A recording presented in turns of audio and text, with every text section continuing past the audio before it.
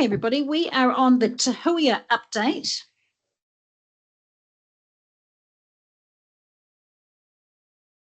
Which is on page number 90. And Phil is going to be leading us through that. Thank you, Phil. Okay, so we'll keep this as high level as we can, but I'm happy to answer questions as you may have them. The aim of the paper today was to give you an update on the work. It's getting louder and louder, isn't it? Give you an update on the work that has been underway related to the multiple work streams connected to Huia, the Hamilton to Auckland train. And to provide you with a copy of the end of trial report that had been produced within WRC ahead of what would have been an April board meeting of the NZTA to decide their interest in the future of the service. What has happened in the meantime was the offer of an extension of the existing trial was put on the table, and you may have seen through media coverage in December, Regional Council wrote to the NZTA board and expressed an interest in the trial. The agency board considered that on the 19th of February and supported an extension of the trial, and then WRC had its council meeting on the 25th of February, also supported an extension of the trial. So we're in a position now where the funding is in place to extend the trial through to the middle of 2027.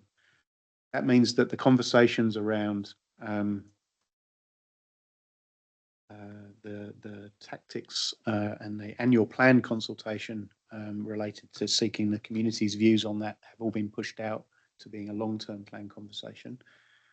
But there are several other streams of work underway, and again, the report is intended to give you an update on those. So one is the safety case extension. Another is the future of the service from the middle of 2027 and beyond, which is this single stage business case that's referenced in the report. And then the final one is around the future of the rolling stock, which is a conversation that has been underway since the trial began in 2021. And the rail regulator has incrementally supported short time periods for the use of that rolling stock on the rail network rather than a non-dated permission to use that rolling stock for as long as it wishes. So the conversations that staff had with Regional Council as part of the conversations in the annual plan were to seek some funding to do more detailed work on the rolling stock piece. And the question that the Regional Council asked staff to try to get a sense of was in the context of the simplifying local government reforms, which would see the mayors across the region forming a combined territories board for a period of time. And the Regional Transport Committee, to some extent, is a really good example of that model at work. What would be the view of that group on rolling stock in the context of Te Huia? Would that group engage actively in that discussion, or would it want to push it out? Would that group want to fund something, or would it want to be as minimal in its decisions around the future of the train as possible? An action as staff to respond to the Regional Council's action from our annual plan meeting of report through to council before the end of this financial year on the rolling stock piece, which will determine whether we get the funding our council to do that work. So today seemed like an opportunity to have a brief conversation about your views on what the CTB may or may not decide it wants to do to help us get a sense of at a regional level how could all of that work. Now it's late. We've had a long meeting. Whether we are able to get into that level of discussion or not today is your call, Chair. But otherwise, what you have in front of you is an update on all of the aspects of Te Huia and where things are at today. Right. Yeah. So look, I guess what we wanted to do at this point was introduce the subject. We're certainly not looking for you to make any kind of commitment on behalf of your councils without going back to your council to have that discussion. And so it's absolutely appropriate that you might, we'll make sure we agenda this for our next meeting, but you also might like to engage with either myself or Phil or both as well, if you had a particular view that you wanted to get across. So happy to take any comments at this point in time, but otherwise just as happy to for you to go back to your respective councils and discuss the matter. And the fact that no one's got their light on tells me a lot. I've got a quick question. Okay, so we've got Ray and then Roger. Through you, Madam Chair. So what's the time frame we need to have some response to you for decisions? There's no critical decision. We were looking just for, You're just looking for direction from us. Correct. So at the next meeting, so long as we're providing direction at the next meeting this week. Absolutely. Thank you. Roger. Yes, Madam Chair. I've got a personal opinion, which I think would support it, but unfortunately I cannot speak on behalf of Mayor or our council, but I will take it back, ask for something to be communicated to you from UDC. Thank you, Roger. Sue. Thank you. So the direction, I just want to get this crystallised in my mind, the direction that you're seeking is the appetite for continuing with the reports that you're currently in the process of preparing. Is that what you're thinking? Specifically today, getting a sense of the rolling stock purchase. What level of priority? How would the future Combined Territories Board engage in that discussion? It be seen as a regional. Can I ask one other question about the evaluation report while I've got the mic? So I noticed that in the evaluation report there is, which is a very, very good report actually, it's very useful. There are two targets for patronage, the 251 and then the 400. And I notice in previous reports, there's always been an asterisk beside the 400 target that has said something like this target relates to a service that has not yet been funded, or something along those lines. And I noticed that that asterisk has disappeared, and I'm wondering about what is the difference between the 250 and 400 target, and have we got services in place when that align with that target? So the difference is that one of the targets, the lower one, was determined within the business case in 2018, and the second one, which is higher, was identified by the NZTA team staff and then was discussed at the only meeting, I think, of the Huia Subcommittee, which was part of the 2019 to 2022 training. Is that right? That number at the time was connected directly to a need for there to be further investment in order to achieve that via new services, and that's the asterisk. That new investment has never come. So that still remains the case. That still remains the case. Okay. So then my follow-up question is, can we? Well, it's really a statement. Can we please make that really clear? Because it's really, I don't think it's clear when you read these evaluation reports that that's in fact a target that really. Is it in place if the required investment hasn't happened? It's not really a target, is it? It's a aspirational target should the funding for the services become available. And that was very clearly stated within the 2-year review, which happened in 2024. So it's not as clear for you in this one, which has happened in early 2026. And we need to make. Thank you. Yeah, that make that. Yeah, it's a good point. Thanks, Sue. All right. If there are no other questions, it's Jeanette. Sorry. I was just going to say that I would not attempt to speak on behalf of our mayor or other councillors, because being in the southern part of the district, I'm not sure that we've ever actually discussed Te Huia. And I think the level of understanding wouldn't be that high. And my suggestion was, if you really want to get a feeling on that, then how about presenting to the Waikato Mayoral Forum in a short presentation? It would be no point me taking this very long document back and saying, have a read of it. But you'll get a much better idea there, I would have thought. No, and that's certainly on our radar as well. Yeah, it was just to ensure that we canvassed everyone at this committee as well. Thank you, Jeanette. Okay, if there are no other queries, you're heading away. Thanks, Duncan. No other queries around Te Huia. Oh, sorry, Angela. Oh yeah, I was just Phil, can you just remind me where we're at with the rolling stock business case and the annual plan this year? So council put it on hold, included it within the potential rates rise.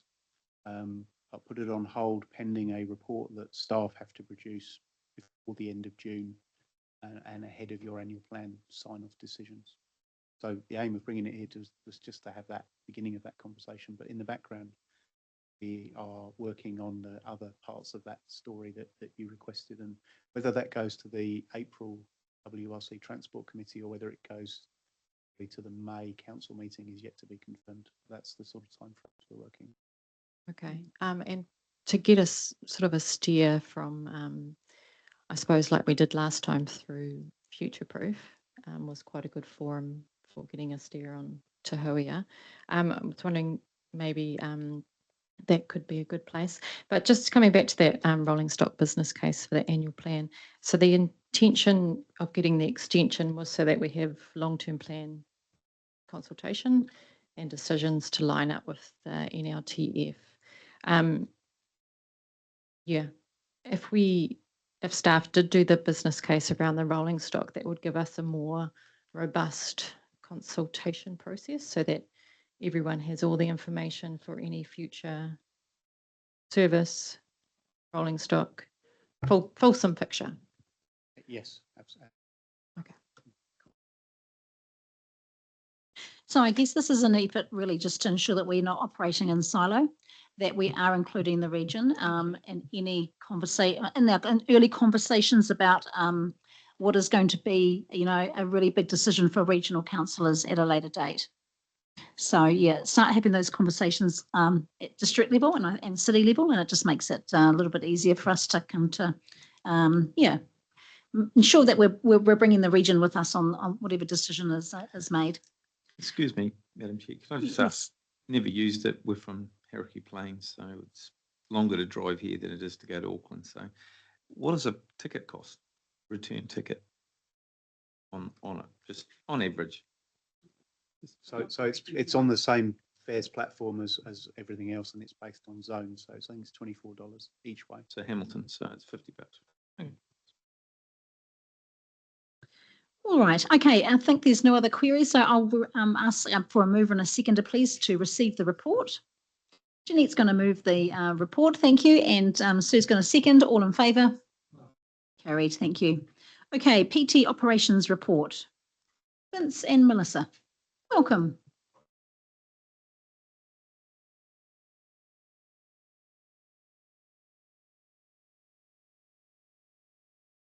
Nice to see you both today.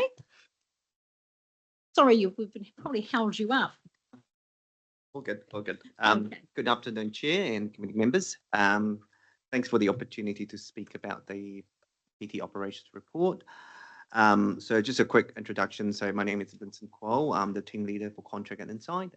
So my team look after all the day-to-day bus contract, procurement, as well as the monitoring of the bus network. And I've got Melissa with me today, who's the network analyst. She's provide all the analytical insights to the information that's in front of you today. Thank you. Just with the report, just for your information, so it's a standing item. So our team usually provide a quarterly update on the report that has all the latest result in terms of the bus network, along with some of the qualitative update. With your permission, Chair, I would like to take the report as read, and maybe I'll get Melissa to just give the committee members a quick highlight in terms of what's contained in this report. Thank you. Thank you, Vince. Very, very quick highlights from me. So we have this quarterly report is for the most recent completed quarter. So that's September to December last year. In that quarter, we had 945,000 passengers across the bus network. This was an increase compared to the same quarter last year. Most of our passengers are riding on high-frequency services. Overall performance is good, but there was an impact from the roadworks taking place over the summer. Our current private share performance is sitting at 16.7%. The target is 15.6%, and that's for the financial year to date. So that would have been the last 6 months of last year. I'm aware this report format may be new to some of you, so I'm happy to take questions on what all of these numbers mean, either through this forum or later over email. So thanks, open to questions. Lovely, thank you. Question, we've got Roger. Yes, thank you very much. And Daniel's not here, is he? But anyway, I've got to say a big thanks to Daniel because, as you know, I like to see the departure and all the occupancy stats there. And he supplied that to me within days. And it's really, really interesting to see the growth of the individual departures. But I just did want to highlight that one of the things that I monitor is how many of those passengers are actually using Service 20 as an internal Cambridge, intra-Cambridge service, because that's important to us as we can try and change a culture to using public transport. And it's absolutely, for the first 6 months to the second 6 months, the internal intra-Cambridge usage increased by a massive 70%. And that's 6 months to 6 months. So it's not just a small period we're talking about, it's 6 months. And that really does show, it could reflect the increase in number of services. It could reflect the better transport options that are on with the double decker, but it really is tremendous. And corresponding to that was a reduction in the number that we're using it as just a Hamilton service. So just intra-Hamilton. So really, really pleased with that. And overall, as you know, the usage on the year compared to the previous usage, that Service 20 is the star of the Waikato public transport system. So it's really good. So thank you very much for that. We'll pass that on to Daniel. Thank you. Hey, if there's no other queries on that item, thank you both for the information. And as mentioned, it is a standing agenda item. So yeah, we can certainly look forward to seeing you next quarter. So we've got a recommendation to receive the report, please. So Angela's going to move that report and Mish is going to second the report. Okay. All in favour? Agreed, carried. Thank you. All right, the next item is our public transport issues and opportunities, which is probably, I feel like we might have discussed a lot of the issues around the table for a lot of today, this morning included, but I'll hand over to Phil and then I've got a couple of remarks as well. So Phil, over to you. Yeah, thank you, Chair. So you may recall that one of the large reasons that this committee was established at a regional PT level was to enable us to hear thoughts, concerns, opportunities from districts and the city across the whole region. In the last triennium, we had a future-proof PT subcommittee, and all of the regional bus discussion went through the regional transport committee, which meant that we had multiple conversations in different environments.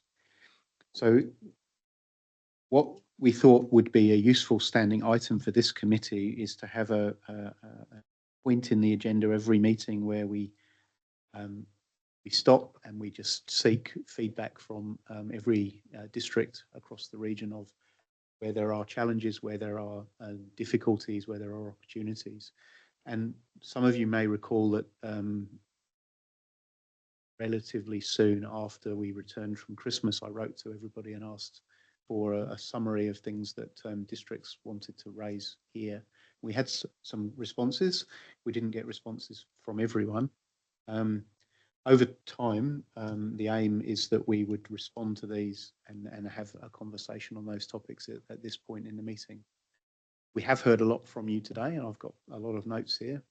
There may be other things that you wanted to raise. We got a good response from Waitomo, and Jeanette also wrote this very carefully to reflect Otorohanga's thoughts at the same time, because Otorohanga were very much in the headlights at the point where this came through.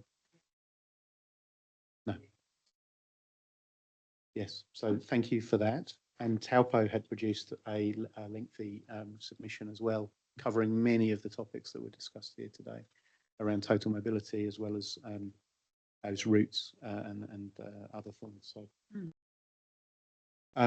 So, I guess the question for you today is this the right way of having this conversation at each of these meetings, and to ensure that every district in the city have an opportunity to tell us what you think and tell us where we should be focused on time. And we may get into a cycle where we respond back then through to the next meeting with having done an investigation and provide you with a formal response.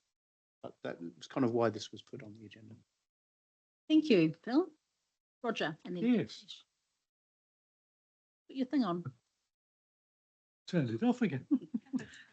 We've got the habit back in Wipeout, we've got to press it when we want to speak. So I'm surprised you don't mention that you received one from me, because I thought that you acknowledged by email. It's 7 pages. My deepest apologies. I haven't missed bringing that to this meeting. Oh, did you get it though? I must have got it. Oh, that's if fine. you've sent it to me, I must have got Yeah, it. we'll just have a check to make sure that you got it if you would, because there's some important points in there. Obviously supporting the introduction of local public transport. But one thing that I didn't have in there, which I think is come up, and it obviously was raised when we had the regional airport growth stats put up there for us. And of course, with the introduction of international services and the greater frequency of the jet services from Christchurch, it now brings back the provision of public transport out to the airport, not only from Hamilton, but of course from the other centres. And from what I hear, one of the short-term solutions that may be done within existing networks is to detour the Awamutu Service 24 past the airport on its route from Hamilton. And that, in fact, adds a little bit of a concerning question. I can see why it's a good option. But of course, what will occur is that the journey time that will add on to what is a very popular Te Awamutu service might actually begin to detract from the popularity of that. So I'd be a little bit concerned that our TA service compromised because of the introduction of that airport loop. I'd be interested in your thoughts on that. I haven't been able to find your email, so maybe if I could ask you to resend that to me, that would be great. But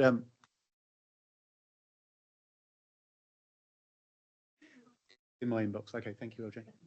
It's in your inbox. It's in my... How many others are in your inbox? The servicing of the airport by public transport is a live discussion, and it is a conversation that the airport has raised with us. I believe it was also referenced in a workshop that the airport attended City Council a few weeks ago as well. The balance between diverting something that already exists, as you say, either for all of its services or a portion of its services to meet certain airline routes as they come and go, is something that we are now investigating. The long-term solution for the airport is either that the funding that was requested in 2024 but declined by NZTA does come about, enabling us to run a service via Peacocks, and there were several services to service Peacocks that were identified in the last funding round that were not supported. The journey to a permanent branded operating commercial, viable airport bus service is a broader conversation that's also about employees at the airport, as well as servicing the large industrial areas that were referenced here. that's a longer term conversation. So broadly, it's can we do something quickly at relatively low cost, or should we try to make bigger decisions later? And that's really the work that we're doing right now. It's a live topic. Absolutely. And I realise that it's going to be a very complicated decision one to make. The only thing I would ask is that if it does involve our local services, another request for the EMs to be brought into that conversation. Yeah, absolutely. If we could. Absolutely. Thank you. Okay. Mesh, and then we'll head to Sue. I think this is a great initiative. I think it's a great standing item to add as a matter of regularity. I got your email. I didn't reply. I got it, thought about it, and then forgot about it. But I will reply next time. So please, I would welcome you sending that each time. Now that City Council has our transport, we've got our committees set up now and they're functioning. So there is a place for me now to put that through and to have those conversations. So great idea, fully support this. I think the balance will be in when you collect the information from all the different participants in the space, there will be some that have greater overlap than others, and hopefully those ones with the greater overlap will find their way into the earlier parts of the agenda, and maybe some of the ones that just have relevance in certain smaller areas might be taken offline. There is that space where, I guess, like the Te Huia conversation, it doesn't affect everybody equally. Some councils are further away from it. It's good that where there are some bigger packages of work that people are brought along on the journey, but I think we also want to be aware that time is the scarce resource. So in terms of this as an item, I think it's great. I think we also need to be somewhat cognizant of the timing of when we do this, because it's 4:15 on a long day that I would hate to see important things not get the attention that they need because everybody's tired. Yeah. That's all. Thank you. I totally agree with you on that one. So we're gonna have a little bit of a think myself actually. We'll come back to you on that one. But yeah, appreciate your comments. Sue. Thank you. And just to reiterate, apologies that you haven't got something from Hamilton City Council yet, but you will have on this very item, and support the idea of just, having it as a standing item, because I think it is good just to check in about where the priorities are, what might have moved and changed and those sorts of things. Very useful. On the public transport to the airport, yes, it is I'm really pleased to hear it's a live discussion. And I wonder in Roger's korero, which is a really appropriate one, if I was someone in Te Mutu, I might be quite excited by the idea that, yes, the bus would go via the airport as well. But also, one of the things that might appeal to me is if there was a more frequent service as a result. So if there was an opportunity to say, yes, it will divert to the airport as an interim measure, because I think it's an and I think the long-term one is the one that we really need. But there's going to be one more return service a day. I think that would be great for everyone. That would be like a win-win. I don't know if that's possible in the current funding package that you've got, but that would be something that would be really useful to see. Okay. Yeah. Thanks, Sue. Jeanette. Yeah, it's just, Madam Chair, just wondering if perhaps this item could be earlier in the agenda, so those of us with a distance to travel can travel. Sorry, that was and I apologise for my alarm, and I'm going to have to leave in a minute. But I just also wanted to say, for areas like Waitomo, which have got very low population but are very large, there's very limited public transport. Anything that can help connect towns like Tikawiri, which are ageing population, lower socioeconomic, actually just being able to get to the airport is incredibly difficult. And in fact, I think it's easier to get to Auckland Airport than it may be to Hamilton Airport. And just some of the simple things where we're having to use community transport to be able to actually get to the bus, the hospital bus, for people who are not that mobile. So, yeah, anything that could possibly connect us into the rest of the public transport that's available in the region would be fantastic. Thanks, Jeanette. Good comments. So just my comments on this one. Well, one of the new initiatives that essentially came from the regional councillors and the Hamilton City councillors was that we just met on specific issues between, essentially sitting in the city. What I'd like to offer is that we actually come out to all the regions and talk with you specifically on your issues, because I think that that would enhance the better working relationship long term. But it means that we're not going to actually not capture everything, and it also provides the opportunity for other members of your council to engage on public transport issues that are not able to sit around this table. So, and it's us coming out to you, not the other way around as well. So we'll be offering that, to all the other district councils, and we'll be continuing to meet with the city on a very regular basis as well. So that's just as a side note. Look, I think if there's no, Mish, you'd like to say something?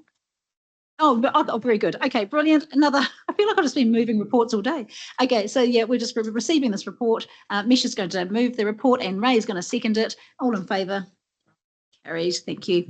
Right, the last item for the day is the public transport branding refresh. And we have Sandra and Trudy. I saw Sandra come into the room. Welcome. And Trudy, you haven't seen you much today either, so great to see you both.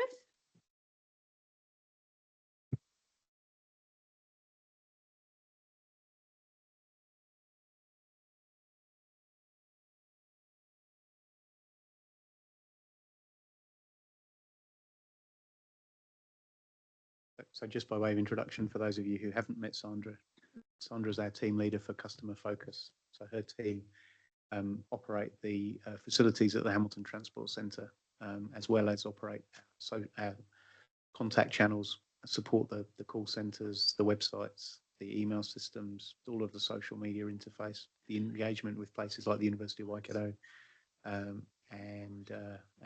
yes, keep busy team.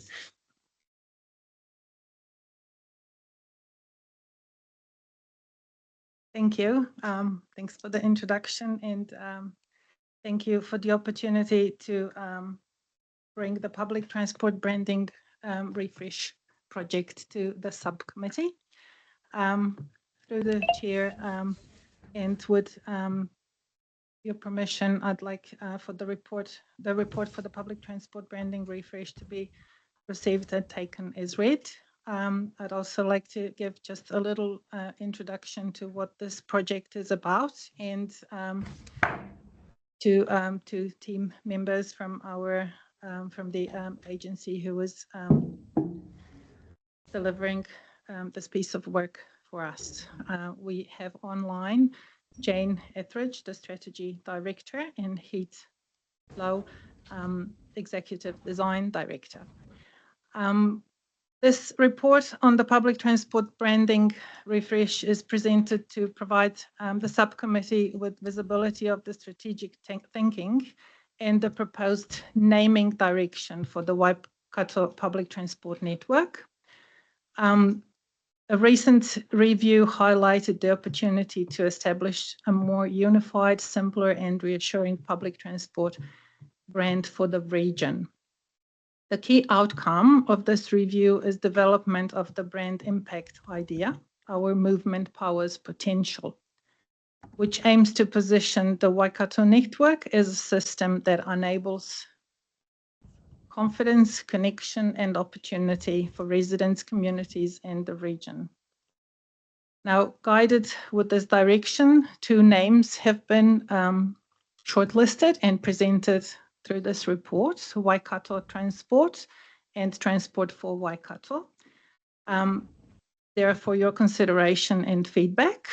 You're invited to consider whether those proposed names are the overarching strategy are representative of the Waikato region's identity, and gives us a good sort of starting point to continue the work in developing a comprehensive visual identity across all aspects of the network. That's including vehicles, bus stops, signage, digital platforms, communications, anything out there representing the public transport and helping to become more obvious and more attractive to recruit new users.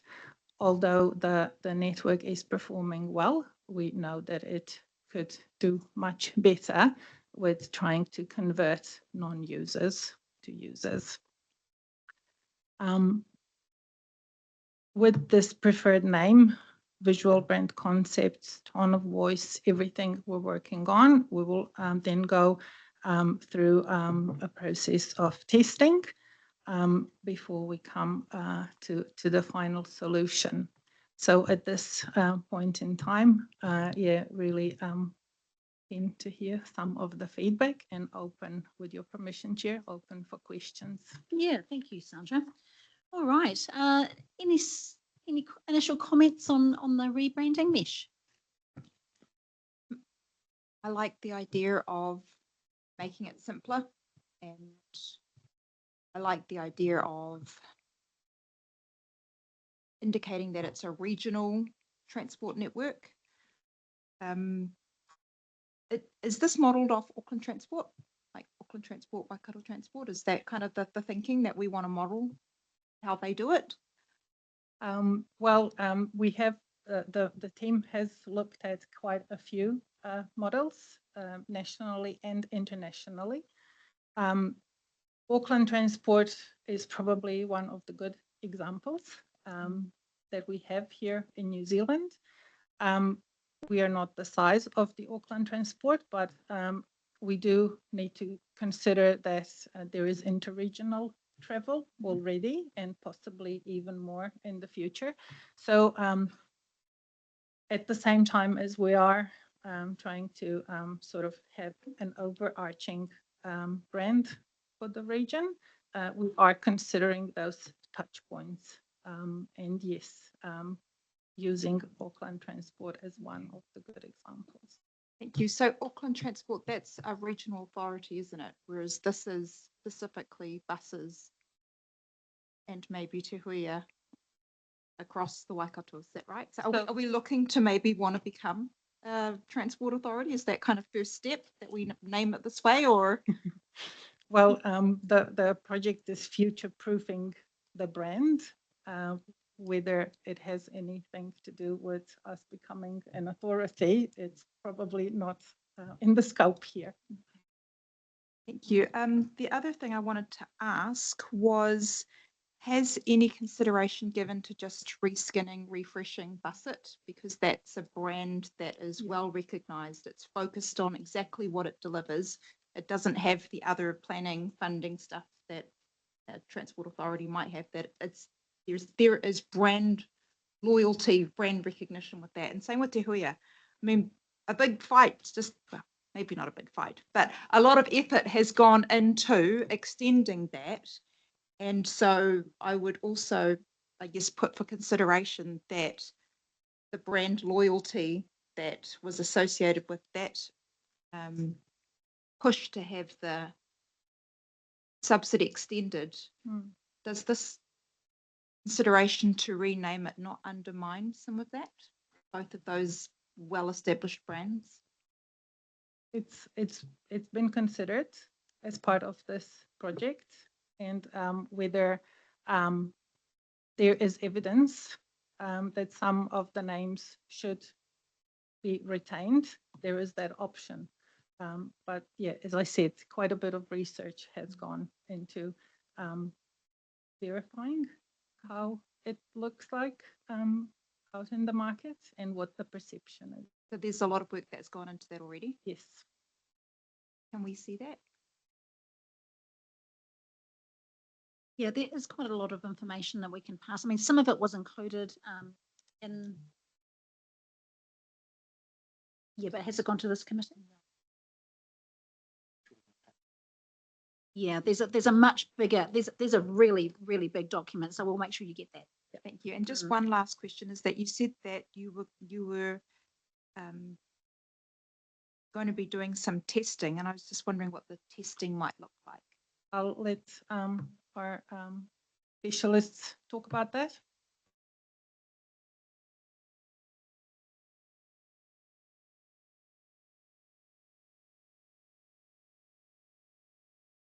Could we get a? Jane, do you want to talk about the testing that we might do? Sure, absolutely. So the aim of testing is what we call creative testing, and it's when, from a visual point of view, we create 3 brands with different looks and feels.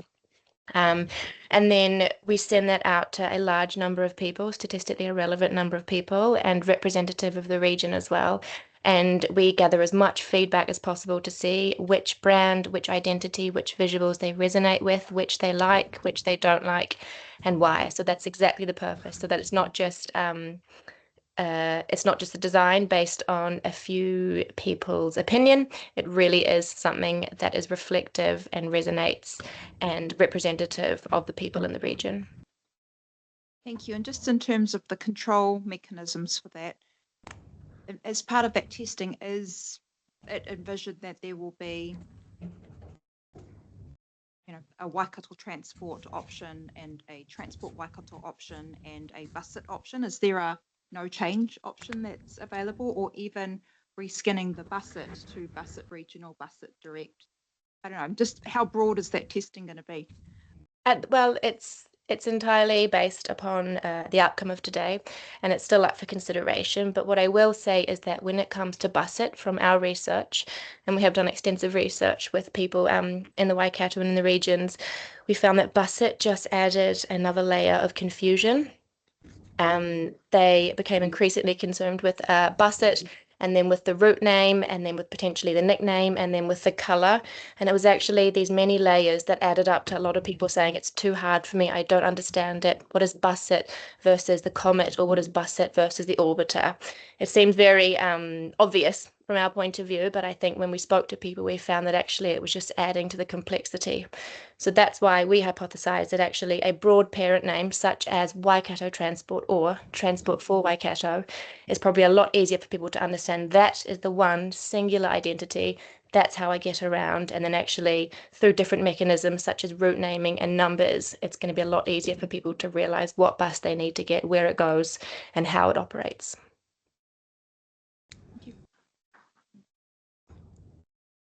Angela and then Sue. Yeah, happy to go to Sue first, actually, through the chair. Thank you, Angela.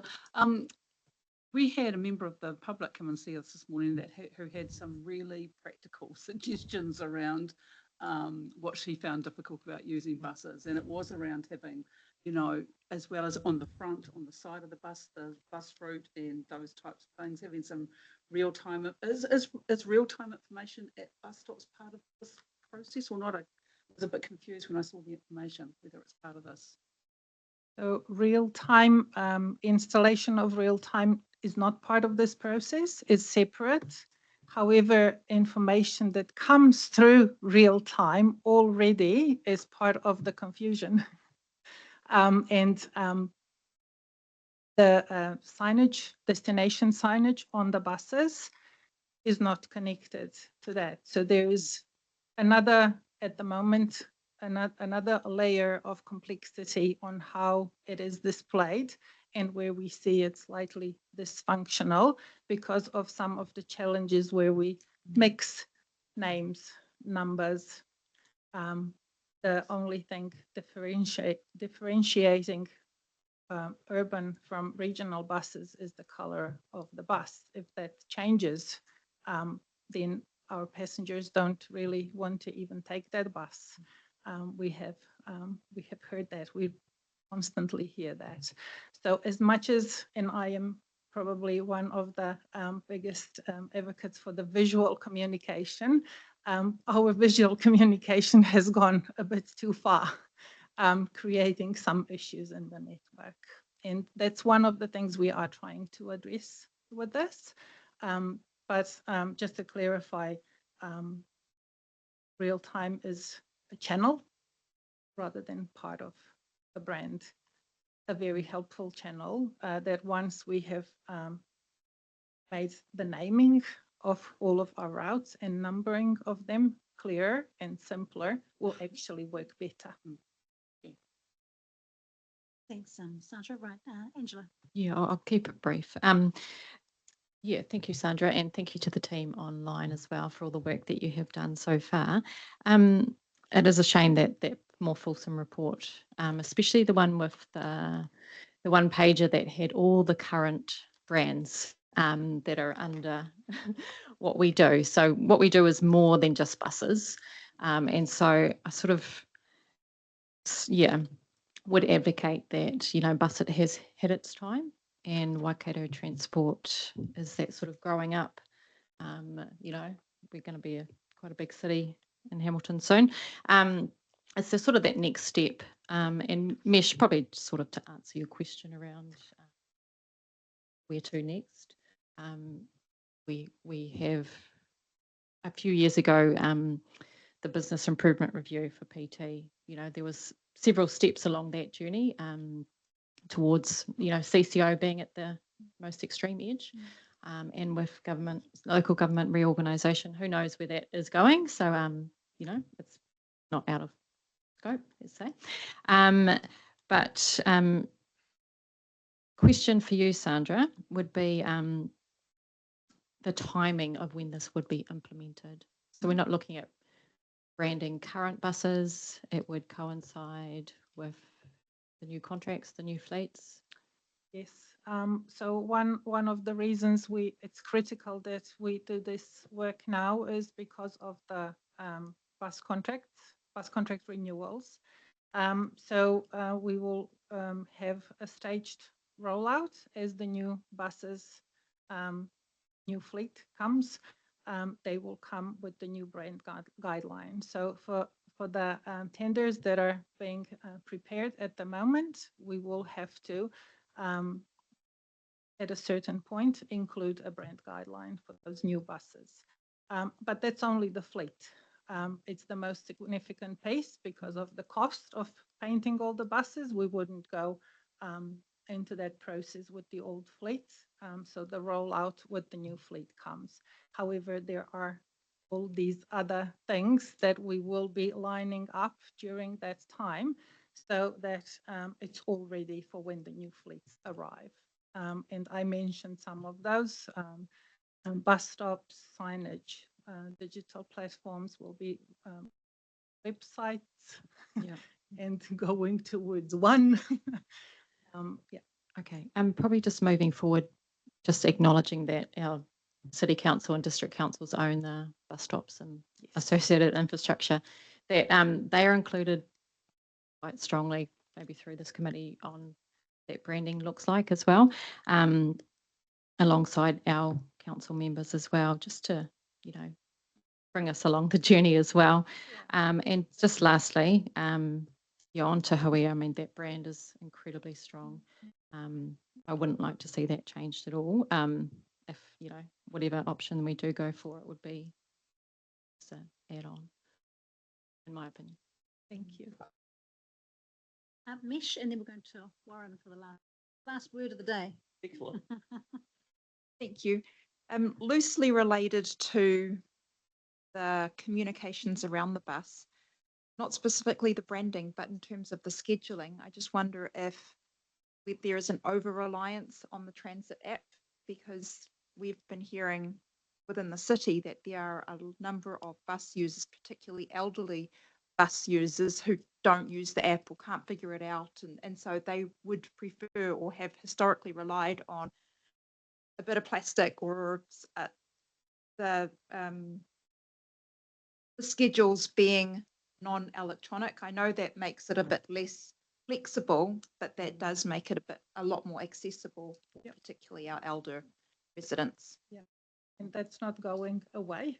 Yeah, we are certainly we're aware of all of our sort of customer groups and what their needs are. We have done a passenger experience strategy and the roadmap, and that need for in-person and somewhat more traditional channels. We are aware that it's there, and we actually believe that with the rebrand, we will be able to strengthen that. because when we mention bus stops, and rightfully so, with this subcommittee and the ownership of all of the bus stop infrastructure sitting with city and district councils, we do hope that this subcommittee can really champion that and advocate for that regional collaboration when the time comes for us to work with our partners across the region to have a smooth rollout.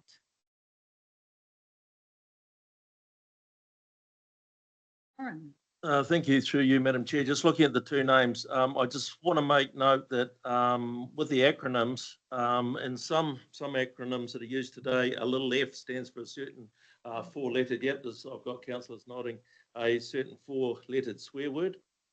So I'd hate for that to be picked up and then the name extended with that F word in the middle of it. So that's just my observation. Thank you. Thank you. I'm sure the team will take that feedback. It has been discussed. It has been discussed repeatedly. Yeah. Okay. Thank you. All right, everybody. I think that draws us to an end of this day. If there's no other conversation on the rebranding, we've got a recommendation for the rebranding refresh to be, yep. So we've got Martin who's going to move, Angela's going to second. All in favour? Carried. All right. Thank you, everybody, for your participation. Thank you, those that are online who've participated in today, and for the team bringing us the rebrand. Thanks again. And we will all see you again in the next, well, whenever the next meeting is, but we'll close with Karakia, please. Oh, who'd like Yes. to do that? Hi. Would you like me to do that, Chair? Sure. Yeah. So, yeah, thanks, everybody. Close with the Karakia. Unihia, unihia, unihia mai, te uru tapa nui, kia wātea, kia mama, te nākau, te tinana, te ininaro, I te ara takatu. Koirā e rongo e whakairea aki ki runga kia tina, umie huie, tai ki e. Thanks, everyone.